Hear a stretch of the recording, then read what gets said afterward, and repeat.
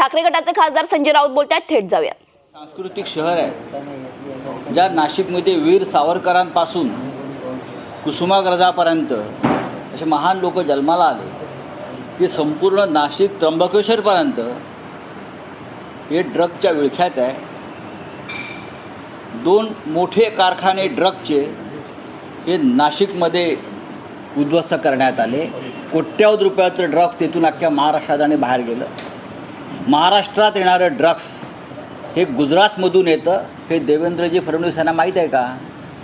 आतापर्यंत किमान 1.5 लाख कोटीचं ड्रग्स गेल्या वर्षभरामध्ये गुजरातला पकडलं। जे पकडलं गेलं नाही ते महाराष्ट्रात पाठवलं जातं आहे आणि महाराष्ट्राचा उडता पंजाब करून महाराष्ट्र नशेच्या आहारी टाकायचं,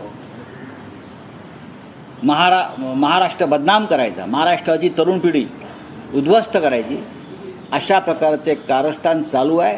हे जर देवेंद्र फडणवीस यांना माहीत नसेल तर त्याने खुशाल या विषयाचं राजकारण करत बसावं आणि महाराष्ट्राला खड्ड्यात जाताना पाहावं।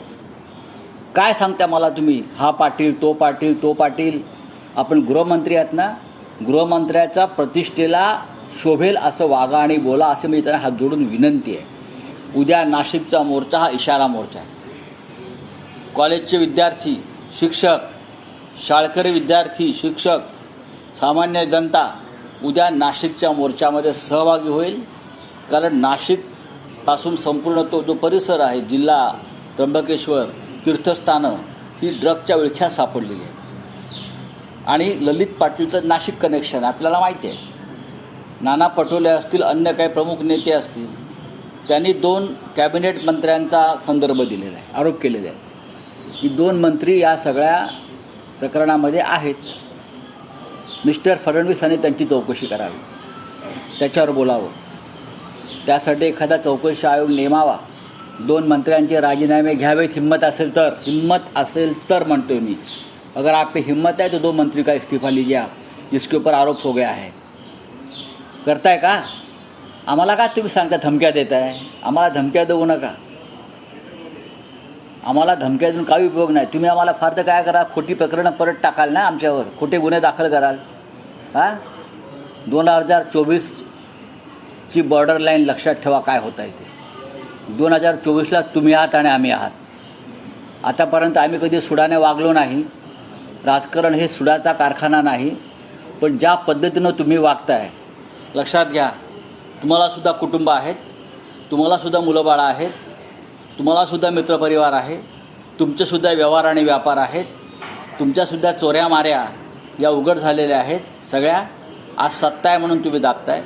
या ड्रग्स प्रकरणाच्या मुळाशी जाऊन गृहमंत्र्यांनी सत्य शोधून काढलं पाहिजे। हो बाबा, त्याच्यावरती बोलावं ना गृहमंत्र्यांनी। टाळच्या फिळा कशा बाजूत बसल्यात नरेंद्र मोदींसारख्या, बोलावं ना त्याच्यावरती। एक ड्रग्स माफिया सांगतो पोलिसांच्या ताब्यात असताना की मला पळवून नेण्यात आलं, येरवडामधून त्याला बाहेर काढलं, 9 महिने ससून पितळात त्याची खातिर केली, पावणा सरकारी म्हणून राहिला, मग मंत्र्यांच्या आदेशानं त्याची तिकडे पूर्ण व्यवस्था झाली, त्याला पळवून नेण्यात आलं। हे स्वतः तो माफिया सांगतो। काय सांगताय तुम्ही? देवेंद्र फडणवीस यांचे डोकं ठिकाणावर आहे का गृहमंत्री म्हणून? का त्यांनाही नैराश्यानं ग्रासलाय? सर, इजराइल के मुद्दे पे जब से पवार साहब ने अपना बयान रखा है, 2 बड़े बयान सामने आए हैं।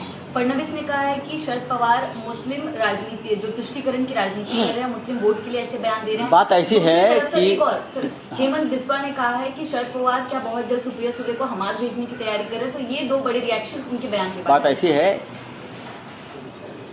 विश्व में क्या चल रहा है उनसे लोग वाकिफ नहीं है। ये जो है तुम्हारे असम के मुख्यमंत्री, ये तो एक ज़माना में कांग्रेस के सिपाही सलाहकार रहे हैं बड़े। देवेंद्र जी, भाई देवेंद्र जी, किसको हमास में भेजना है और किसको अलकायदा में भेजना आप तय नहीं करेंगे। पहले देश को बचाइए। बात ऐसी है कि अटल बिहारी वाजपेयी की भूमिका उस बारे में क्या थी, ये पहले समझ लीजिए। विश्व के नेता, विश्व गुरु नरेंद्र मोदी जी को आपने बनाया है, लेकिन इंदिरा गांधी से पंडित नेहरू से लेकर अटल बिहारी वाजपेयी तक इजराइल और पैलेस्टाइन के संघर्ष में एक भूमिका हमारी देश की रही है, वो एक बार समझ लीजिए। सरकारें बदली फिर भी भूमिका नहीं बदली। आप इजराइल के साथ इसलिए है कि आपको ईवीएम मशीन टेम्पर करने का टेक्नोलॉजी आपको इजराइल से मिला है, पेगासस आपको इजराइल से मिला है, और ऐसी बहुत सी बातें आपको इजराइल से मिली हैं, इसलिए आप ये कर रहे हैं। हम इजराइल के खिलाफ नहीं है, न पैलेस्टाइन की साइड ले रहे, लेकिन पैलेस्टाइन के बारे में, यासर अराफत के बारे में, नेहरू जी से लेकर इंदिरा जी से लेकर अटल बिहारी वाजपेयी तक एक भूमिका है। उस भूमिका का और इतिहास का अभ्यास अध्ययन देवेंद्र भाई ने करना चाहिए। वो असम के मुख्यमंत्री तो पगला गए हैं, उनके ऊपर बात करना भी अब लगता है कि ये अच्छा नहीं है। कुछ भी बकते हैं, कुछ भी बोलते हैं। देश को समझ लीजिए और इतिहास को समझ लीजिए। एक ज़माने में आपने कांग्रेस का नमक खाया है, ये भूलो मत। जिस तरह से गाज़ा में अस्पताल पर हमला हुआ है और जो बाइडेन वहाँ से देख रहा है बैठकर तेल अवीव से, ये कौन सी मानवता है? इजराइल में जिस तरह से हमास ने लोगों को मारा है, ये बहुत ही गंभीर है, दर्दनाक है। युद्ध के बाद हमने देखा है करगिल में क्या हो गया, बांग्लादेश वॉर में क्या हो गया। सामान्य जनता सबसे ज़्यादा उसमें दर्द झेलना पड़ता है, और हमास और इजराइल के युद्ध में भी सामान्य जनता ही मर रही है। नेता जो है बंकर में आराम से बैठे 5 स्टार। तो भाई देवेंद्र जी, एक बार जाइए आप गाज़ा पट्टी में और इजराइल में और इतिहास समझ लीजिए। अटल बिहारी वाजपेयी की संसद के भाषण सुनिए। अटल जी जब प्रधानमंत्री थे 2 बार, तब उनकी पैलेस्टाइन के बारे में जो भूमिका रही है वो देख लीजिए। उसके बाद ये जो युद्ध शुरू हो गया, जयशंकर जी जो हमारे एक्सटर्नल अफेयर मिनिस्टर है, उसने एक भूमिका बाद में स्पष्ट की है पैलेस्टाइन के बारे में, वो भी देख लीजिए।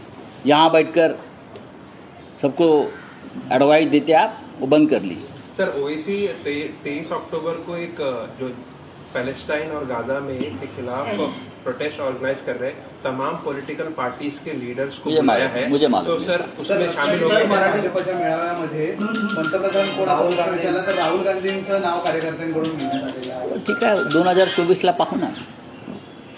चलिए, थँक्यू। सर, हमास टेंबी नाक्यावर ज्यावेळेला गेला होता काल देवीच्या दर्शनासाठी, पोटदुखी भीती आणि पोटदुखी, भीती आणि पोटदुखी आणि जळफळाट, देवाच्या दारात तुम्ही असे कृत्य करता, हिंदुत्ववादी समजता, हां?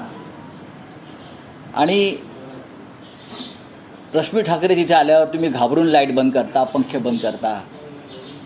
देव पाहतो आहे, हिंदुत्ववादी आहेत म्हणून सांगतोय तुम्ही, स्वतःला हिंदुत्ववादी मानताय ना। एका महिलेला घाबरताय, रश्मी ठाकरेंना घाबरताय।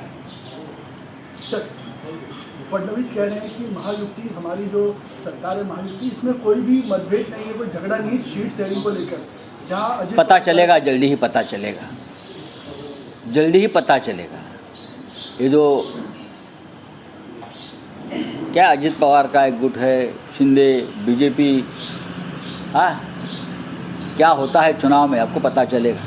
सीट शेयरिंग में क्या होता है, सीट शेयरिंग के बाद क्या होता है, इलेक्शन के बाद क्या होता है, कौन रहेगा कौन जाएगा, ये सब पता चलेगा आपको। Thank you.